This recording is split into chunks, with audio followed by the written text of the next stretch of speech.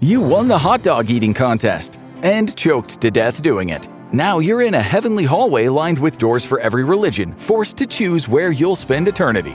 On today's episode of the Infographic Show, we're giving you every religion's answer to the big question, what is heaven supposed to look like? Seeing as you died a champion with a belly full of meat, you'd probably get along pretty well with the Vikings, the legendary Norse raiders who haunted every British monk's dreams. So let's open door number 1 and see what heaven is waiting for you in the Chad-like Viking afterlife of Valhalla. You walk into the great golden hall and immediately the twin smells of roast meat and endless beer hit you like a Viking battle axe. The roof up above you is made out of shields for some of history's most badass warriors, while spear shafts hold up the ceiling. You can see Odin and the boys slamming tankards of liquor straight from the magic goat's udders, laughing over the wildest raids and battles with gods and monsters. Feeling hungry again? Of course you are! Treat yourself to a delicious hock of roast boar from the magical Sirenir. Its meat grows back every day. Or head to the Hall of Bilskirnir and hang out with Thor, who will definitely have some pretty epic stories to tell. Seeing as you technically died in a kind of battle, you could become part of the Einherjar, an army of one, and spend your days feasting, drinking, and fighting all your Viking bros. And don't worry, all your injuries will heal up again after you're done. The one downside is this heaven does come with some strings attached.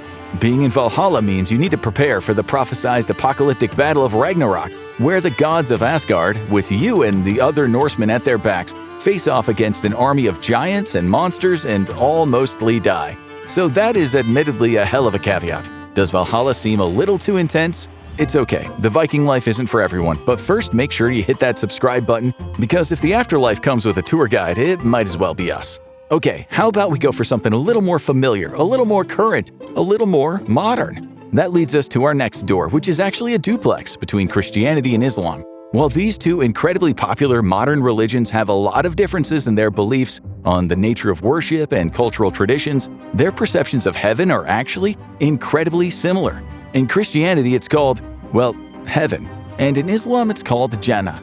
And in both, you're rewarded for being good and faithful in life. You'll be sent to a beautiful angelic realm where you could feel the light of God's love and suffering doesn't exist. In Christian heaven, the key vibe is experiencing union with God and the indescribable feeling of incredibleness that entails. Jannah has some slightly more specific heavenly details, things like delicious wine that doesn't make you sick or give you hangovers, beautiful heavenly women known as huris, and much like in the Christian heaven, nondescript divine pleasures. While there's a lot of theological debate on the specifics, both share the imagery of the Garden of Eden, a lush green place where every want and need is provided for. Of course, both religions have a concept of being resurrected for a big judgment roll call by God, called Judgment Day in Christianity and Yom al-Din in Islam. And to round out the Abrahamic trio, the branches of Judaism that believe in heaven pretty much line up with the Christian and Islamic versions. In Judaism, it's called Gan Eden. 3 guesses on what that translates to? Yeah, it's the Garden of Eden. But where Judaism does split with Christianity and Islam is that not believing in an afterlife does not shut you out of the Jewish faith. Of the 3 Abrahamic faiths, it's actually the one that puts the least emphasis on the afterlife, good or bad overall. The 2 things that Jewish philosophy instead focuses on is Olam Hazeh, your actions in life, and Tikkun Olam, your duty to repair the material world. But again, that is just one school of thought. Judaism, as the oldest of the Abrahamic 3, also has the most diverse collection of scholarship and philosophies on the nature of heaven or lack thereof. And if you were to ask some of the Jewish scholars of the first millennium, they would tell you that there are actually 7 different heavens: Vilon, Rakia, Shakim, Maon, Mahon, Zavul, and of course, Arabot. But if you like gardening and hanging out with God, then the heaven of Christianity, Islam, or Judaism would probably suit you just fine. But maybe you're just a little bit of a heavenly hipster. The gardens are fine, but they're just a little flavor of the month. You want something older, more classic, and that might be what's drawing you to the door with the golden ankh on it. Curious about heaven in the land of pharaohs? Well, then you're aiming for Aru, the field of reeds, unless your hot dog stuffed soul doesn't get all munched up by a meat to the devourer of the dead. This is the goddess that acts as a kind of living garbage disposal for anyone who doesn't make the cut for getting into the good place. According to most ancient Egyptian texts on the matter, if you don't get eaten by Amit in the Hall of Truth, you'll instead head down to the Lily Lake, and that's where you'll find a boat captained by an entity called Rafhaf, Egyptian for he who looks behind him. The thing about Haf is, though, that he is a huge jerk. He's rude, he's surly, he's ungrateful, and what nobody tells you is that the last test of whether you get into the field of reeds is will you be friendly and courteous to Haf, despite him being the most obnoxious guy ever. And if you do prove to have the patience and the politeness to endure Haf's jerkery, he will row you to the banks of the field of reeds. Essentially, it'll be like your life carries on in the most perfect and painless way imaginable. You'll have your home, all of your deceased family members, and any beloved pets you had in life. There will be no suffering, no pain, no sickness, no struggle, and everyone, rich or poor, will have an equal plot of land that they get to cultivate. If you lived a hard life in Egyptian heat under the pharaoh's iron fist, you could see why this would be a pretty sweet arrangement. However, we can also see why the idea of having one last purity test with the biggest jerk in the afterlife before you're allowed in might seem like a little shady and duplicitous to you. So next, we're going to take a look at the positive afterlife of a religious group that nobody could accuse of being shady and duplicitous: the Church of Scientology. Okay, jokes about Tom Cruise and John Travolta and Lord Xenu aside, Scientology's beliefs are sort of a mashup of Judaism and some ideas you'll also see in Buddhism and Hinduism. More on those later. The Hindu and Buddhist part is that Scientologists believe in cycles of reincarnation, where the thetan, the Scientology version of the soul, moves from form to form every time a person dies. Unlike Buddhism and Hinduism, there's no system of karma that dictates what form you'll have when your thetan reincarnates. Scientologists also believe that thetans stay in either human or alien bodies. You can be a Scientologist and follow other religions too, seeing as they don't often tread on each other's toes all that much. But the grand goal of Scientology is clearing the world. This means using Scientology and converting people to purge the world of all of its impurities with each successive reincarnation of the thetan. So in other words, just like the Jewish concept of tikkun olam, your duty is to repair the world. Rather than going to heaven, it is the shared responsibility of everyone's thetans to eventually make the world as we know it into a kind of heaven. But we can see why this idea of heaven isn't super appealing. It'll take a lot of work and you'll be spending a lot of money on different Scientology workshops and seminars in the process. So let's instead take a step back and see the conception of eternal paradise from two of Scientology's biggest inspirations, Hinduism and Buddhism. Let's open up the Hinduism door first. It is the oldest living religion that still has a major foothold in the modern day. And if you're somebody who thinks that you would really like a proper New Game Plus for your life, then what Hinduism has in store for you is going to sound incredibly appealing. If you are one of the 1.2 billion practicing Hindus across the world, then it's going to sound like old news when we tell you that all the human beings are trapped in a cycle of death and rebirth called samsara. This is where your soul or Atman is traveling from body to body each time its physical vessel dies. And which body you end up in after you die and get born again is all dependent on your karma.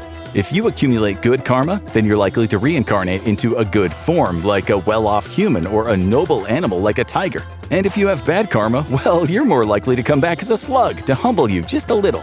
But Hinduism has an amazing two-for deal in that you'll technically get two different kinds of heaven-esque experiences if you decide to hitch your wagon to this particular set of beliefs. First, there's the nice afterlife you can experience between reincarnation cycles, Swarg, or a beautiful spiritual paradise that is kinda like getting to go to a luxury spa before going back to the grind that is existing in this world of the corporeal.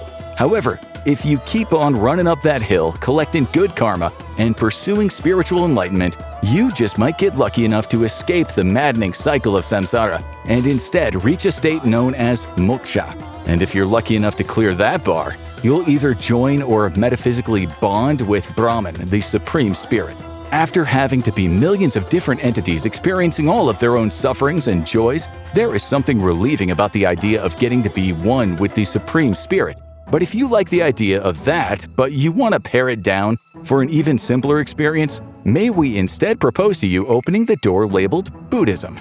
Maybe you like the idea of reincarnation and the pursuit of spiritual enlightenment, but you hate the idea of a god or a whole pantheon of gods always judging you.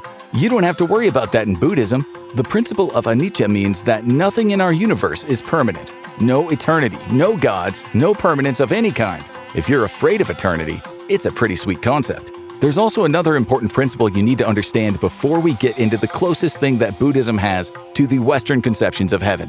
That is the principle of anatta. And that's the idea that the self, as in you being separate from the rest of the cosmos, is an illusion. And the whole cycle of samsara is about realizing the truth, not just knowing that you're a single node in the universe, but truly understanding it.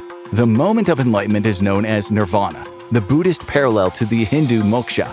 You'll leave the cycle of samsara and instead become one with the universe itself, a state of bliss that likely is not recognizable as anything in our current subjective experience. So, if you want something that truly feels utterly different from humdrum daily life, then maybe the Buddhism door is the one you should open and step inside. But if you like reincarnation, but you think that's maybe just a little too abstract for you, then hop into the next door and take a wonderful look at Sikhism. Major religions tend to come in threes as a result of the human tendency to form patterns. Just like we see the grouping of the Abrahamic faiths, Hinduism, Buddhism, and Sikhism become a trio by virtue of them all involving samsara in a different way. In Sikhism, each of us contains a divine spark, a small part of Waheguru or God. This is our Atma, very similar to the Atman in Hindu belief systems. Sikhism has an interestingly scientific approach to the samsara system. Every human being will experience 8.4 million reincarnations, but you can't just coast through all of these reincarnations. You need to follow the teachings of Shabad, always seeking spiritual development and a union with God. And if you don't do that, you're basically considered a kind of living zombie. And not in the way that you feel like a living zombie every day you check into work. Life is misery. However, if you do all the right things, you'll eventually reach the state known as mukti. This will have you returning to the side of the wonderful teacher after escaping samsara, where you and all the other enlightened beings will live in a wonderful paradise. But maybe all of this is just a little too touchy-feely for you. Enlightenment, samsara. Let's simplify this a little for you. You know what didn't have that? The Roman Empire. You've seen videos about emperors, about Roman military tactics, maybe even about the ancient Roman pantheon. But what about the ancient Rome's conception of heaven? How about we open that door and take a look inside? No, it's no secret that ancient Rome took a lot of its belief systems from ancient Greece, and it took and reskinned a little bit of every tribe or culture that they conquered and absorbed into their vast empire. And as such, it makes sense that ancient Roman heaven would be just the ancient Greek heaven with a slightly different pair of pants on. Welcome to Elysium, also known as the Elysian Fields, the Elysian Plains, and the Elysian Realm. An interesting thing about this idea of heaven is that it is both physical and metaphysical. Homer, the ancient Greek poet, said that Elysium was a physical place on the western edge of the earth. Bear in mind, up until the 3rd century BCE, people thought the earth was flat. Initially, Elysium, a beautiful paradise where you could indulge in whatever brought you the most happiness in life, was a really exclusive velvet rope affair. Originally, only people who were directly related to the gods could get in. But even in a time where views on incest were a lot more relaxed, the idea of everyone being god relatives in heaven was a bit of a vibe killer, so over time the purview was widened to people who were chosen by the gods, or were particularly righteous or heroic. And we think that your victory at the hot dog eating contest makes you a pseudo-demigod at least on the level of Theseus, if not even the mighty Hercules himself. We hope you enjoy your stay in the… well, it looks like there's been a paperwork error here. For no reason in particular, next time we're going to show you the options when it comes to going to hell. But until then, why not check out What Happens to Your Body After You Die, or click on this video instead.